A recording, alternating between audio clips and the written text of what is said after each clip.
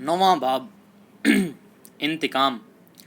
حسین اور زمرد نے اپنے قصر سے نکل کے دیکھا تو عجب عالم نظر آیا۔ جنت کے آرام و اطمینان میں فرق آ گیا تھا اور معلوم ہوتا تھا کہ گویا فردوس بری میں قیامت آ گئی ہے۔ خوب رو اور پری چہرہ حور و غلمان جو اپنے حسن و جمال سے ہر ایک کو نورانی پیکر ہونے کا دھوکہ دیتے تھے، قصروں اور کوشکوں سے نکل نکل کے بدحواس بھاگے اور ایک دوسرے کی آڑ میں چھپنے لگے۔ ہر طرف تہلکہ پڑ گیا۔ جہاں رونا حرام بتایا جاتا تھا وہیں ہر طرف رونے پیٹنے اور نوحہ و بکا کی آواز بلند ہوئی۔ ایک عظیم الشان اور بڑا بھاری تاتاری لشکر جنت میں داخل ہو گیا تھا، جس کے سپاہی ہر چہار طرف پھیلتے جاتے تھے۔ قصروں اور کوشکوں میں لوٹ مار مچ گئی تھی۔ خوبصورت لڑکیاں اور پری جمال لڑکے گرفتار ہو رہے تھے، جن کی سہمی ہوئی صورتوں اور چیخ و پکار کی آوازوں سے عجیب نازک گھڑی کا سماں پیدا ہو رہا تھا۔ یہ وحشت انگیز اور بدحواس کرنے والا سماں دیکھتے ہی زمرد اور حسین دوڑے ہوئے اس کوشک میں پہنچے جہاں شہزادی بلغان خاتون آرام کر رہی تھیں۔ زمرد شہزادی کی آرام گاہ کے قریب پہنچ کے دستک دینے کو ہی تھی کہ ایک وحشی اور غارت گر تاتاری اس کی طرف جھپٹ پڑا۔ حسین کے پاس کوئی ہتھیار تو نہ تھا، وہ اپنی فدائیت کا خنجر لے کے دوڑا۔ قریب تھا کہ اس میں اور تاتاری میں لڑائی ہو جائے کہ ناگہاں کمرے کا دروازہ کھلا اور خوبصورت شہزادی بلغان خاتون اپنے بکھرے ہوئے اور لٹکے ہوئے بالوں کے ساتھ باہر نکلی اور تاتاری زبان میں چلا کے بولی، ٹھہرو۔ شہزادی کی صورت دیکھتے ہی تاتاری دوڑ کے اس کے قدموں پر گر پڑا اور عرض کیا کہ ہم حضور کی تلاش میں تھے۔ شہزادی، تم میرے ساتھ والوں میں سے ہو؟ تاتاری، نہیں۔ شہزادی خوش ہو کے، بھائی آ گئے؟ تاتاری، جی ہاں۔ ناگہاں تاتاریوں کا ایک بڑا غول نظر آیا، جن کے درمیان میں خود ہلاکو خان بھی موجود تھا۔ شمشیر برہنہ اس کے ہاتھ میں تھی۔ ہلاکو خان کو آتے دیکھ کے بلغان خاتون استقبال کو دوڑی۔ بہن بھائی جوش و خروش اور گرم جوشی سے ملے۔ وحشی اور غارت گر جوانوں نے ایک گھڑی کے لیے مہذب بن کے اور مرتب ہو کے اپنے حسین و نازنین شہزادی کو سلام کیا اور ہر طرف سے خوشی و مسرت کے نعرے بلند ہونے لگے۔ بلغان خاتون ہلاکو خان سے، بھائی آپ کب آئے؟ مجھے تو تردد ہو چلا جاتا تھا۔ ہلاکو خان، تم کہتی اور میں نہ آتا؟ اس میں شک نہیں کہ اس وقت سلطان ویلم کے تعاقب میں عجلت کرنے کی ضرورت تھی، مگر تمہارا خط دیکھتے ہی مجبور ہونا پڑا۔ میں نے تھوڑی سی فوج اس کے تعاقب میں چھوڑ دی اور باقی لوگوں کے ساتھ لے کر یہاں چلا آیا۔ بلغان خاتون، میں روانہ ہونے سے کئی دن پہلے آپ کو اطلاع دے چکی تھی۔ اسی خیال سے زیادہ فوج اپنے ہمراہ نہیں لائی، لیکن آج صبح جو آپ کے پہنچنے میں دیر ہوئی تو میرا تردد بڑھتا جا رہا تھا۔ ہلاکو خان، میں نے بہت کوشش کی کہ صبح تڑکے پہنچ جاؤں، مگر کسی طرح نہ پہنچ سکا۔ خیر، اب بھی چنداں دیر نہیں ہوئی۔ اس کے بعد بلغان خاتون نے زمرد اور حسین کو ہلاکو خان کے قدموں پر گرایا اور کہا، یہی وہ لوگ ہیں جن کی مدد سے میں یہاں تک آ سکی۔ ہلاکو خان نے انہیں اٹھا کے گلے سے لگایا اور کہا، اپنی بہن کی طرف سے میں بھی شکر گزار ہوں۔ دونوں نے جھک کے اس کے قدم چومے اور کہا، حضور ہی کی توجہ سے ہم کو اس قید خانے سے نجات ملی، ورنہ زندگی بھر نجات کی کوئی امید نہ تھی۔ بلغان خاتون، اور بھائی آپ کے ہمراہ کتنی فوج ہیں؟ ہلاکو خان، میں 50,000 فوج لے کے چلا تھا۔ راستے میں وہ 40,000 جوان اور خدام مل گئے جو تمہارے ساتھ آئے تھے۔ اب کل 90,000 تاتاری میرے ہمراہ ہیں، مگر ان میں سے صرف 5,000 آدمی اندر لایا ہوں، اس لیے کہ راستے کی دشواریوں کے باعث اس سے زیادہ فوج کا یہاں لانا غیر ممکن تھا۔ بلغان خاتون، اور باقی ماندہ فوج نہر کے کنارے پڑی ہوگی؟ ہلاکو خان، نہیں، میں نے کئی منزل پیشتر سے اپنی فوج کے 40,000 آدمی قلعہ الموت پر بھیج دیے تھے، جو آج ہی پہنچ گئے ہوں گے اور قلعے کے اندر سے ہماری تبل و کرنا کی آواز سنتے ہی یورش کریں گے۔ نہر ویرنجان کے کنارے پہنچ کے جب معلوم ہوا کہ زیادہ آدمی یہاں تک نہیں پہنچ سکتے تو میں نے طوبہ خان کو باقی ماندہ فوج کا سردار مقرر کر کے حکم دیا کہ وہ بھی الموت ہی پر جا کے حملہ کرے۔ اس کے ساتھ 45,000 فوج ہے۔ مجھے خدشہ تھا کہ یہ لوگ وقت پر نہ پہنچ سکیں گے، مگر اتفاقاً خوش قسمتی سے ایک یہیں کا کوہستانی شخص مل گیا جس نے بتایا کہ الموت بہت قریب ہے، زیادہ سے زیادہ 5 گھنٹے میں پورا لشکر وہاں پہنچ سکتا ہے۔ توبہ خان اس شخص کو ساتھ لے کے گیا ہے اور یقین ہے کہ تھوڑی ہی دیر میں وہ بھی قلعے کے پھاٹک پر پہنچ گیا ہوگا۔ خیر یہ بتاؤ کہ قلعے کا راستہ کدھر ہے؟ بلغان خاتون: تو بھائی تھوڑی دیر ٹھہر کے سستا لو پھر چلنا، تم ابھی منزل مارے اور تھکے ماندے چلے آ رہے ہو۔ ہلاکو خان ہنس کے: ہمارا آرام اسی میں ہے کہ جوہر شجاعت دکھانے کوئی اچھا میدان جنگ ملے۔ جب تک فتح حاصل نہ ہو لے اس وقت تک کوئی چیز ہماری تھکان کو نہیں مٹا سکتی۔ ہاں البتہ تمہارے تھکنے کا مجھے لحاظ ہوتا، مگر تم مجھ سے پہلے ہی یہاں پہنچ چکی ہو اور اچھی طرح سستا چکی ہو، لہٰذا اب کسی بات کا انتظار کرنے کی ضرورت نہیں۔ حسین جوش و خروش سے قدم آگے بڑھا کے: حضور بے شک انتظار نہ کرنا چاہیے، مجھے ان لوگوں نے اتنا فریب دیا ہے اور میرے ہاتھ سے ایسے گناہ کرائے ہیں کہ جب تک ان میں سے خاص 3 شخصوں کی جان نہ لے لوں چین نہ پڑے گا۔ ہر وقت میرے دل سے انتقام کی آواز نکلتی ہے، پریشان ہوا جاتا ہوں۔ ہلاکو خان مسکرا کے: ہاں ذرا بیان تو کرو کہ تمہیں کیوں فریب دیا گیا تھا؟ شاہی حکم کی تعمیل نے حسین نے اپنی سرگزشت مختصر الفاظ میں بیان کی اور آخر میں آپ دیدہ ہو کے کہنے لگا: افسوس، زمرد کی محبت کے نام سے اتنے بڑے اور ایسے فریب دیے گئے ہیں کہ جب تک زندہ ہوں اپنے اوپر لعنت کروں گا۔ ہلاکو خان حیرت سے: واقعی ان لوگوں نے دنیا کو مکاری اور ریاکاری کا عجب جال ڈال رکھا ہے۔ اب اس قلعے کی فتح کے بعد میرا ارادہ ہے کہ ملاحدہ کی نجاست سے ساری دنیا کو پاک کر دوں۔ حسین: اگر ایسا ہوا تو خدا آپ سے بہت خوش ہوگا اور دنیا ہمیشہ کے لیے آپ کے مبارک اسلحہ کی ممنون احسان رہے گی۔ ہلاکو خان: تو چلو، اب تاخیر میں نقصان ہے، ہماری فوج جو قلعہ کے گرد ٹھہری ہوئی ہے متردد و پریشان ہوگی۔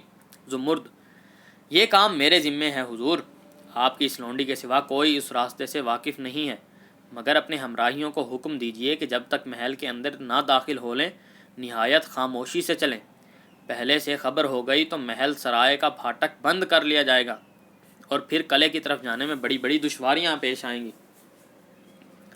زمرد کی ہدایت کے مطابق ہلاکو خان نے اپنے تمام ساتھیوں کو ساکت و صامت اور آہستہ آہستہ قدم اٹھانے کا حکم دیا۔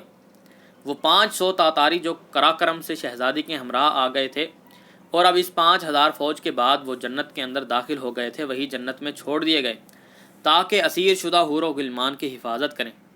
ہلاکو خان الموت کے قصر شاہی کی طرف اس شان سے روانہ ہوا کہ آگے آگے حسین تھا۔ اب اسے کسی تاتاری جوان سے ایک تلوار مل گئی تھی جسے وہ غضب اور انتقام کے ارادے سے علم کیے ہوئے تھا۔ اس کے پیچھے خود ہلاکو خان تھا جس کی داہنی طرف بلغان خاتون تھی اور بائیں طرف زمرد تھی، اور ان کے پیچھے 5000 تاتاریوں کا غول تھا جو باوجود اژدہام و جوش و خروش کے ساتھ کہ نہایت ہی سکوت و متانت کے ساتھ آہستہ آہستہ آگے بڑھتا چلا جاتا تھا۔ نہر ویرن جان کے اس طرف تمام چمن اور دلکش قطعات باغ طے کر کے یہ پرسکوت گروہ سنہری پل پر پہنچا۔ زمرد نے بڑھ کر پل کا قفل کھولا۔ آج صبح ہی کو راستہ روکنے کے لیے اس پل میں قفل ڈال دیا گیا تھا۔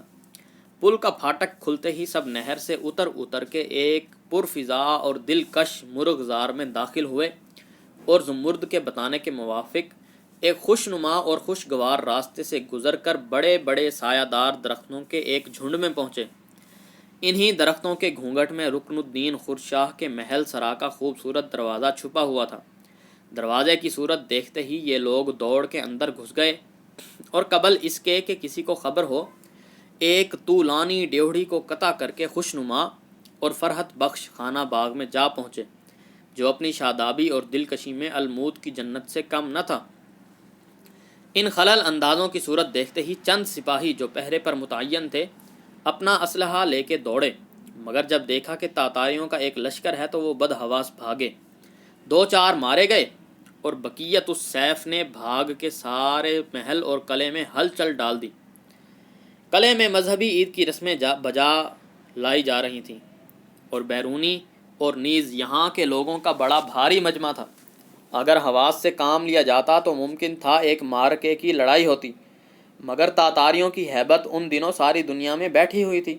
ان کے قلعے میں داخل ہو جانے کا سنتے ہی سب کے ہاتھ پاؤں بھول گئے۔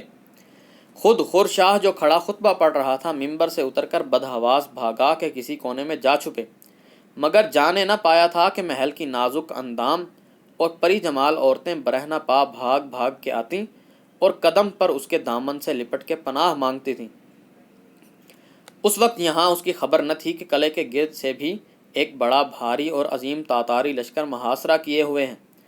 بادشاہ اور معتقدوں کو بدحواس دیکھ کے تمام سپاہی اور اہل قلعہ دائی اور فدائی قلعے کے پھاٹک کھول کے بزدلی اور خوف کی آوازیں بلند کرتے ہوئے باہر نکلے، جن کے نکلتے ہی قلعے کے اندر مغلی طبل اور کرنابچی اور تاتاریوں کے باہر والے تاتاری لشکر نے قومی باجوں کی آواز سنتے ہی خود اپنا طبل بجایا اور فوراً حملہ کر دیا۔ بھاگ کے باہر جانے والے تاتاری لشکر کے متلاطم سمندر کو ایک طوفان کی طرح اپنی طرف آتے دیکھ کر نہایت ہی از خود رفتگی کے ساتھ الٹے پھرے، جن کا طوبا خان کے لشکر نے بڑی پھرتی سے تعاقب کیا اور باہر کے جاں بازوں کو قتل کرتے ہوئے قلعے کے اندر گھس گئے۔ اب قلعے کے اندر سخت طوفان بپا تھا، ہر طرف قتل عام کا سا سامان نظر آ رہا تھا۔ بوڑھے، بچے، زن و مرد، اہل حرفہ اور سپاہی سب بلا استثناء اور امتیاز قتل ہو رہے تھے۔ ایک عجیب ہنگامہ تھا جس میں تیر اور نیزے، تلوار اور چھری اور گرز اور تبر کی ہولناک آوازوں کے ساتھ تاتاری لٹیروں کی وحشت ناک چیخیں، عورتوں اور بچوں کی آہوزاری اور رونے پیٹنے کی آوازیں ایک ساتھ سنی جاتی تھیں۔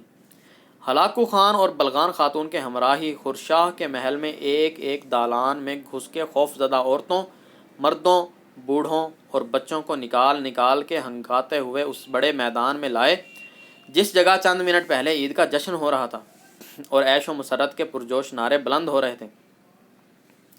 دوسری طرف سے بھاگنے والوں کو طوبا خان کے ہمراہیوں نے نہایت ہی بدحواسی کے ساتھ ہنکا کے اندر کیا۔ وہ بھی اسی میدان میں آ کے مظلوم و پریشان حال دوستوں سے اندھوں کی طرح ٹکرانے لگے۔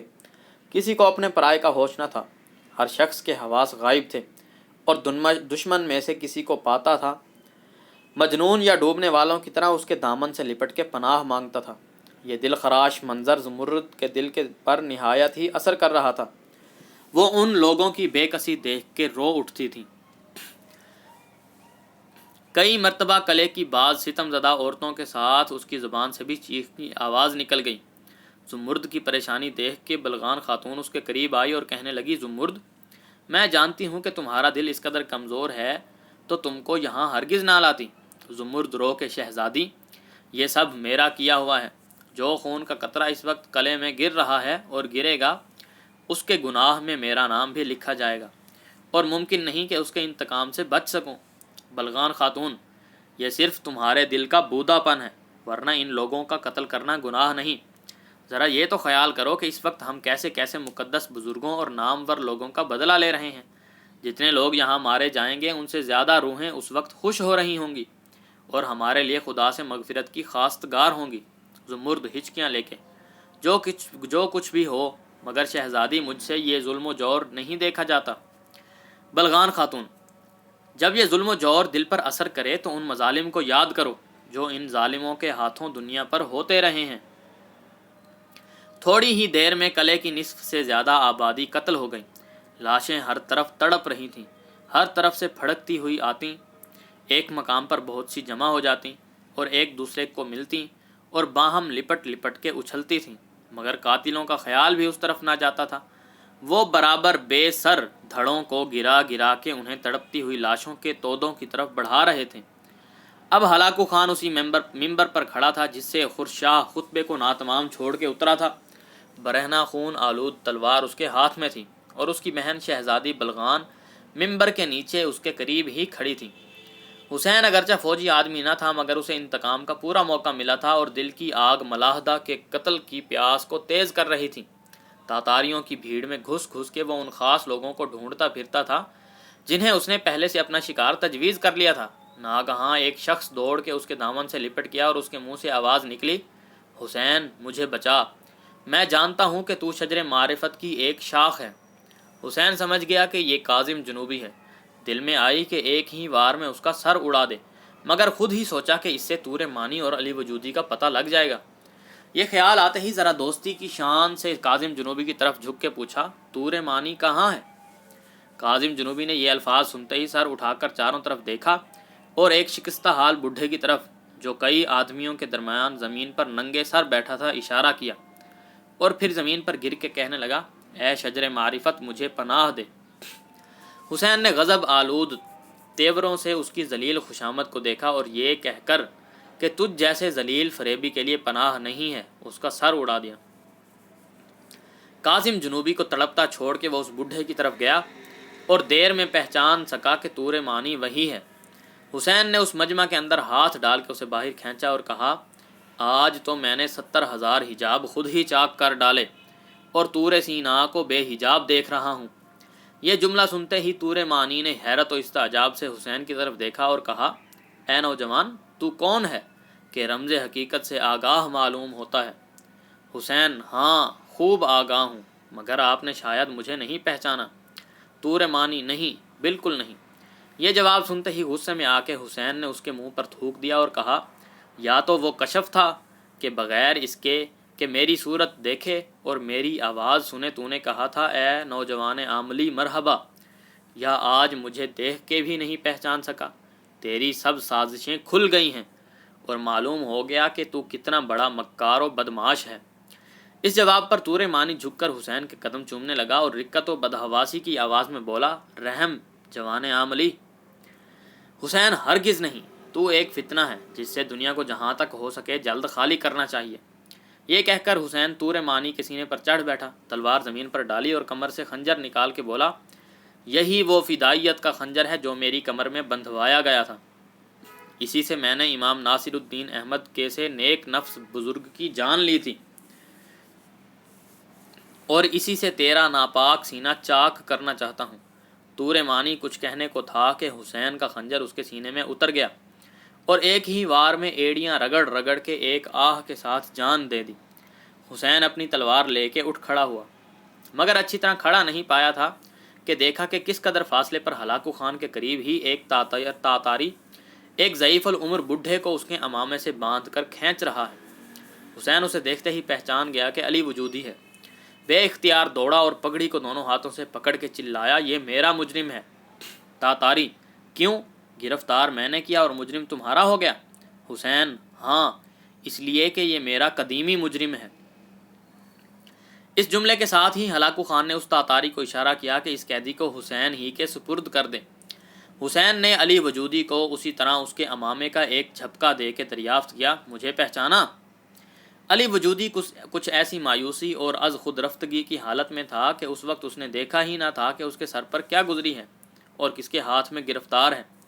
حسین کی آواز سن کے اس نے سر اٹھایا اور پہچانتے ہی چلا اٹھا، آہا حسین، مجھے تیری جستجو تھی۔ جب قلعہ الموت سے تیرے نکالے جانے کی خبر معلوم ہوئی تو مجھے بڑا صدمہ ہوا۔ افسوس، اگر تو میرے پاس آ جاتا تو اس طرح ناکام نہ رہتا۔ دراصل علی وجودی یہ نہیں سمجھا تھا کہ حسین اب اس کے عقائد کے خلاف ہے۔ اسے خیال گزرا کہ اب تک یہ میرا معتقد ہے اور اسی وجہ سے مجھے تاتاریوں سے چھڑا کے بڑی دلیری اور بہادری سے یہاں لایا ہے۔ حسین، عقیدت کی شان اور امامے کا سرا چھوڑ کے، مگر آپ کو تو غیب کی باتیں معلوم ہو جاتی ہیں۔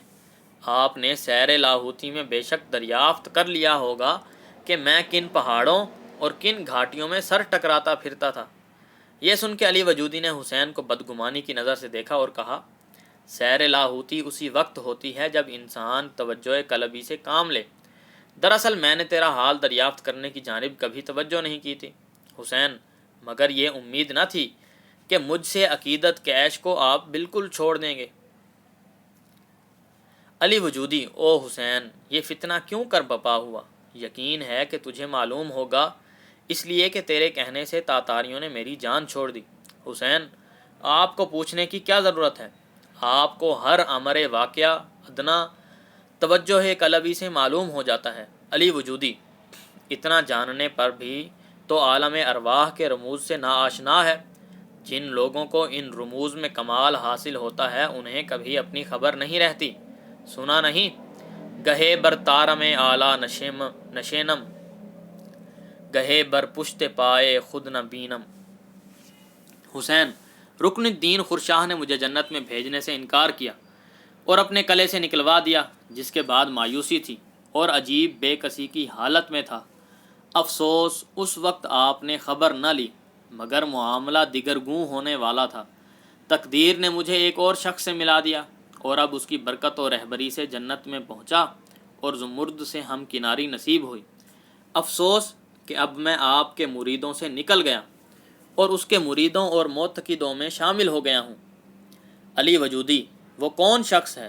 حسین: تاتاریوں کا سردار ہلاکو خان، اور اس کی شرائط حسب ذیل ہیں۔ علی وجودی نے یہ سنتے ہی سر سے پاؤں تک کانپ کے حسین کی صورت دیکھی اور پوچھا، وہ شرائط کیا ہیں؟ حسین: وہ یہ کہ آپ جیسے جتنے مکار اور سیاہ کار ملاحدہ ملیں ان کا سر تن سے جدا کر دوں۔ علی وجودی سہم کے: اور ایسے ظالمانہ احکام بجا لانے میں تمہیں تأمل نہیں؟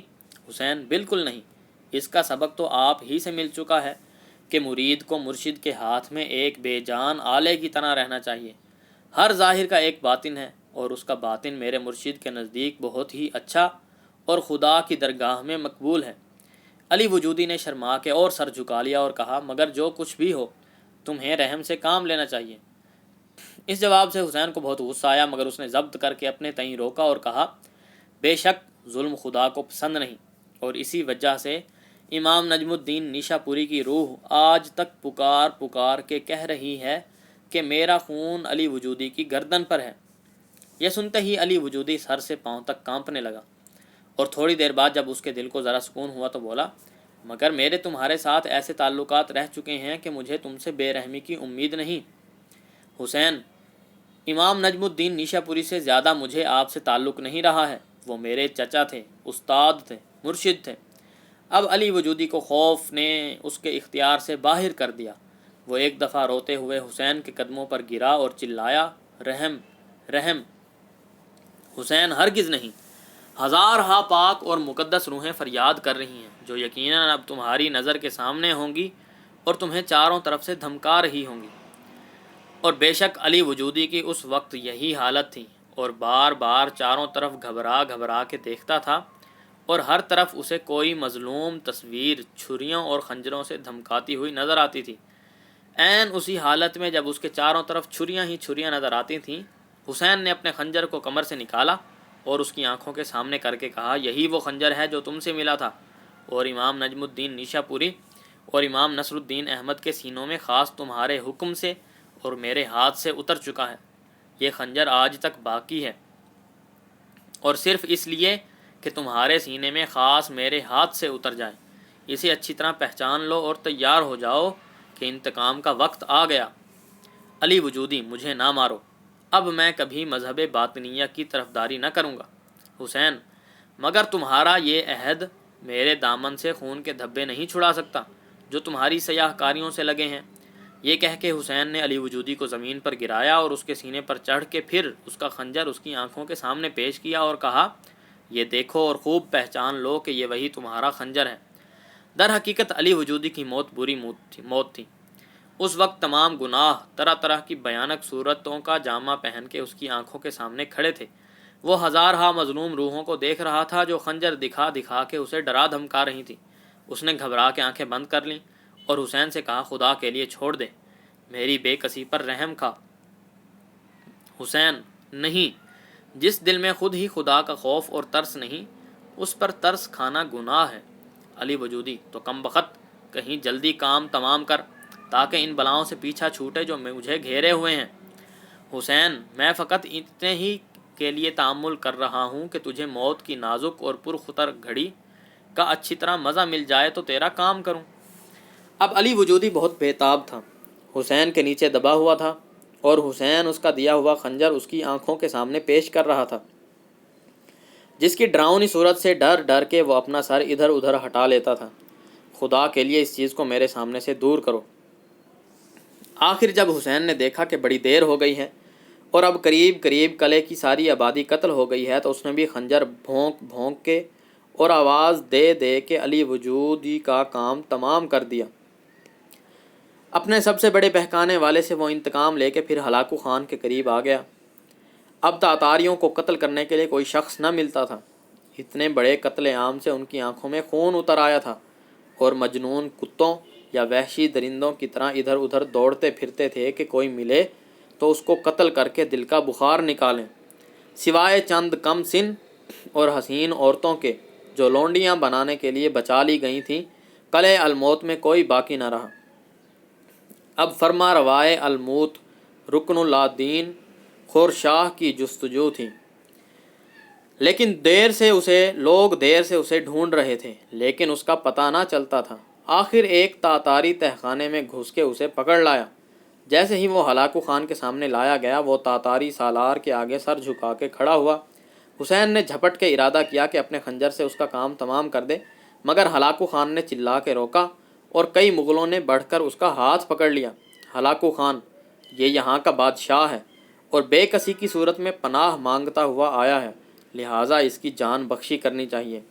حسین: حضور، اگر یہ بچ رہا تو دنیا میں بڑا فتنہ رہ جائے گا۔ یہ ساری سازشیں اور تمام خرابیاں اسی کی ذات سے تھیں۔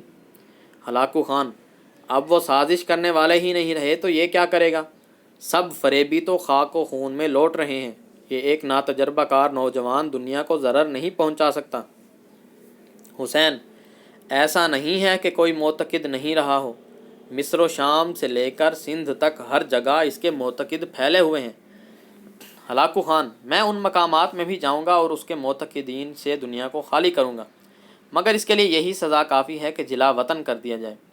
اس کے بعد اس نے خورشاہ کی طرف دیکھ کر کہا: بے شک تمہارا فتنہ بہت بڑا ہے، مگر اس بے کسانہ اور عاجزانہ خاموشی پر ترس کھا کے تمہاری جان بچائی جاتی ہے، مگر اس کے ساتھ حکم دیا جاتا ہے کہ ترکستان میں جہاں تم کو کوئی مرید و معتقد نہ مل سکے، اپنی زندگی کے باقی ماندہ دن بسر کرو۔